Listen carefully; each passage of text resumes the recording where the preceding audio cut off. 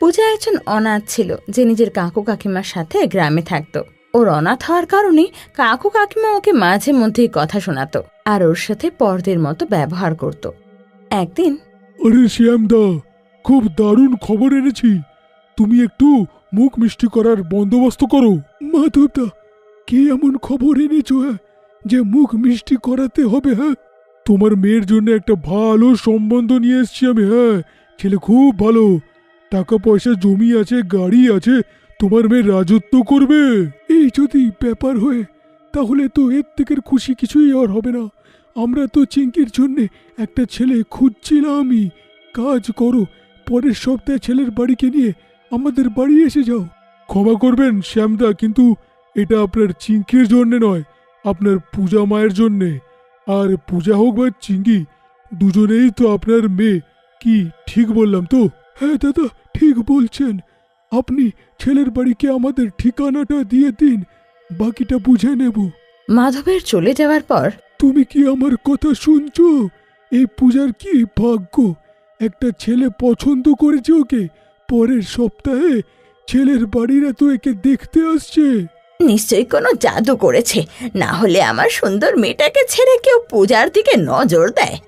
ঠিক আছে, আমিও তো বোকা নই, আসতে দাও ওদেরকে। ওরাই বা কি জানে যে চিঙ্কিকে আর পূজাকে। ছেলে বাড়ির সামনে তো আমার চিঙ্কিই যাবে।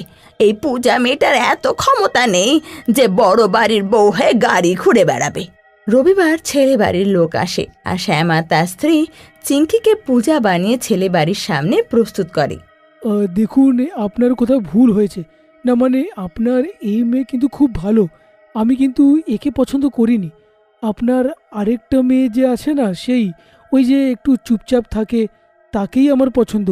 আমি একবার ওকে মেলায় দেখেছিলাম, তখনই ভেবেছিলাম যে একেই বিয়ে করব।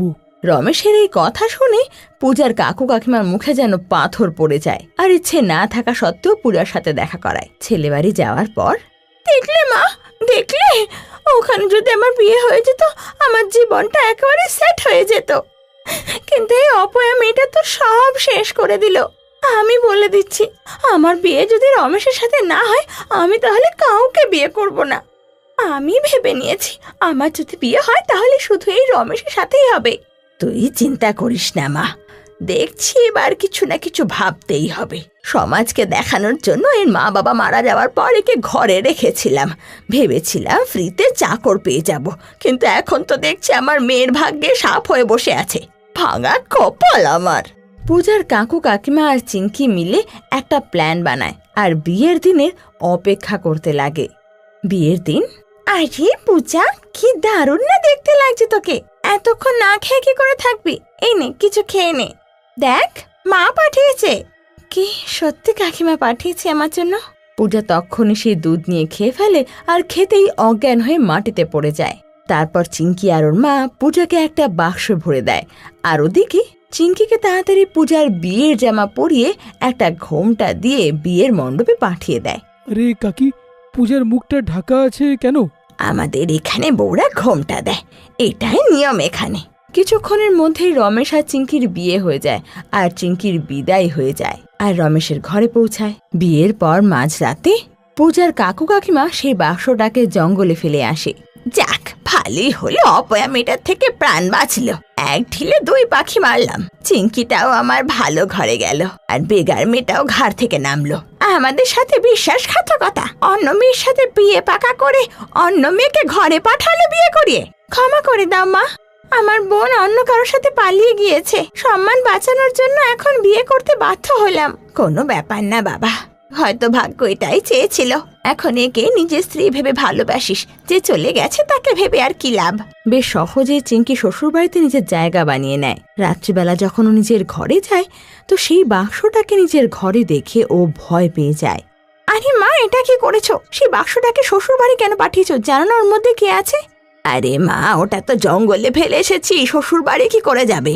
মায়ের কথা শুনে চিঙ্কির তো গলা শুকিয়ে যায়। তখনই বাক্সের ভেতর থেকে একটা পচা গলা হাত বেরিয়ে সেটা চিঙ্কির গলা চিপে ধরে। তখনই সেই হাত চিঙ্কিকে টেনে বাক্সের ভেতর নিয়ে যায় আর বাক্স আপনা আপনি বন্ধ হয়ে যায়। চেঁচানোর আওয়াজ শুনে রমেশ ঘরের ভেতর আসে। আরে চিঙ্কি, কি হলো? চেঁচাচ্ছ কেন?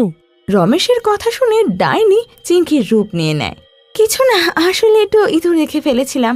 ডাইনি চিংকির রূপেই রমেশের ঘরে থাকতে লাগে, আর চিংকি বাক্সের ভেতর থেকে চেঁচাতে লাগে, কিন্তু কেউ সেই আওয়াজ পাচ্ছিল না। পরের দিন সকালে যখন চিংকির মা ওঠে তো ঘরের বাইরে সেই বাক্স দেখতে পায়, তো ভয় পেয়ে যায়। কি গো, শুনছ?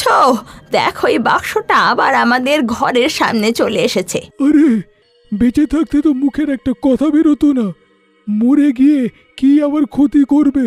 ও আবার ডাইনি হয়ে ভয় পাওয়াবে, তারা দেখাচ্ছি মজা। কাকু বাক্সটাকে আগুন ধরিয়ে দেয়, আর ওর ভেতরে বন্দি চিংকিও তার সাথে জ্বলে শেষ হয়ে যায়। তখনই ডাইনি সেখানে আসে। কি ভেবেছিলে বাক্সটাকে জ্বালিয়ে আমাকে শেষ করে দিবে? বাক্সটার ভেতরে তোর মেয়ে ছিল, ওকে তো নিজের আসল জায়গায় পৌঁছে দিয়েছি।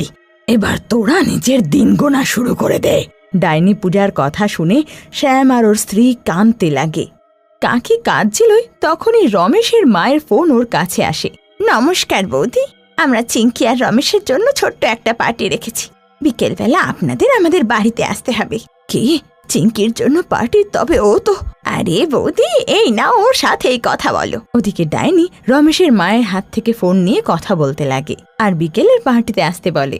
মা, তুমি এসো, তুমি আসলে ভালো লাগবে আমার। ওগো, শুনছো? এরকম করে দাঁড়িয়ে আছো কেন? কি বললো ওরা? চিংকি তো শ্বশুর বাড়িতে ভালোই আছে, ওদের বাড়িতে পার্টি আছে, তাতে ডেকেছে। যেতে হবে আমাদের। নিজের চোখে মেয়েকে না দেখতে পেলে আমার মনে শান্তি হবে না। বিকেল হতেই শ্যাম নিজের স্ত্রীকে নিয়ে রমেশের বাড়ি গিয়ে পৌঁছায়। চিংকি নিজের ঘরে আছে, যান আপনারাও যান, একটু বিশ্রাম করুন, ততক্ষণ স্ন্যাক্স নিয়ে আসি। পূজার কাকু কাকিমা যখন ঘরে ঢোকে দেখে চিংকি ঘুমটা উড়ে বসে আছে। আরে মা, তুই ঘুমটা দিয়ে রেখেছিস কেন? আমরাই তো আছি, খুলে ফেল এবার। কাকি যে ঘুমটা তোলে অমনি চোখের সামনে ডাইনিকে দেখে ও থরথর কাঁপতে লাগে। কাকু কাকিমা তখনই ঘর থেকে পালিয়ে যাওয়ার চেষ্টা করে। কাকু তো বেরিয়ে যায় কোনো মতে, কিন্তু ডাইনি কাকির গলা টিপে ধরে। আরে, কেউ বাঁচাও রে, কেউ আমার স্ত্রীকে এর হাত থেকে বাঁচাও। মেয়েকে তো মেরে ফেলেছে, এবার মনে হচ্ছে আমার স্ত্রীকেও মেরে ফেলবে। কি বলছেন আপনি? ভিতরে তো আপনার মেয়েই আছে, কোনো ডাইনি নয়। আমি ঠিকই বলছি, ভিতরে কোনো মেয়ে নয়, ডাইনি আমার স্ত্রীকে মারতে চায়, ওকে মেরে ও রক্ত চুষে খেতে চায়। এ আপনি কী সব কথা বলছেন? আপনি তো বললেন পূজা কারোর সাথে পালিয়েছে, তাই জন্যই তো চিংকির সাথে আমার বিয়ে দিয়েছেন। এবার ডাইনি হয়ে পূজা কি করে ফিরতে পারে? আমরা তোকে মিথ্যে বলেছিলাম রে বাবা, পূজা কারোর সাথে পালায়নি। আমরা চিংকির সাথে তোর বিয়ে দেওয়ার জন্য এটা বলেছি। আমরা তো পূজাকে মেরে ফেলেছিলাম, বাক্সতে বন্ধ করে জঙ্গলে ফেলে দিয়েছিলাম যে, কিন্তু কিভাবে ডাইনি হয়ে আবার ফিরে এসেছে। কাকুর এটা বলতে সেই ভুতুরে বাক্স সবার সামনে চলে আসে। দেখো, বলেছিলাম না ওই ডাইনিটা বাক্সের ভেতরে আছে। এই দেখো, বাক্সটা আবার ফিরে এসেছে রে। সকালে তো একে আমরা তেল দিয়ে পুড়িয়ে দিয়েছিলাম। আর কাকুর এটা বলতেই সেই বাক্স নিজের থেকে খুলে যায় আর পূজা ওখান থেকে বেরিয়ে আসে। তখনই কাকুর গলা টিপে ধরে। এখন যখন নিজের দোষ স্বীকার করে ফেলেছিস, শাস্তির জন্য তৈরি হয়ে যা। আরে রমেশ বাবা, আমাকে বাঁচাও, এ তো তোমার স্ত্রীকেও মেরে ফেলেছে। নিজের কর্মের ফল না সবাইকে ভুগতেই হয়। আপনি যা পূজার সাথে করেছেন তার ভোগ তো আপনাকে করতেই হবে। কাকু পালানোর অনেক চেষ্টা করে, কিন্তু ডাইনি ওর গলা টিপে ওকে মেরে ফেলে। মা, তোর সাথে যা হয়েছে তা সত্যি খুব খারাপ, কিন্তু এতে আমাদের কারোর হাত ছিল না। আমাদের ছেড়ে দে। তোমাদের ভয় পাওয়ার কোনো দরকার নেই। আমি শুধু এই লোভীগুলোকে শাস্তি দিতে চেয়েছিলাম। এদের নিজের হাতে না মারলে আমার আত্মা শান্তি পাচ্ছিল না। এখন আমি চিরকালের জন্য মুক্তি পেলাম। তারপর ডাইনি চিরকালের জন্য সেখান থেকে অদৃশ্য হয়ে যায়।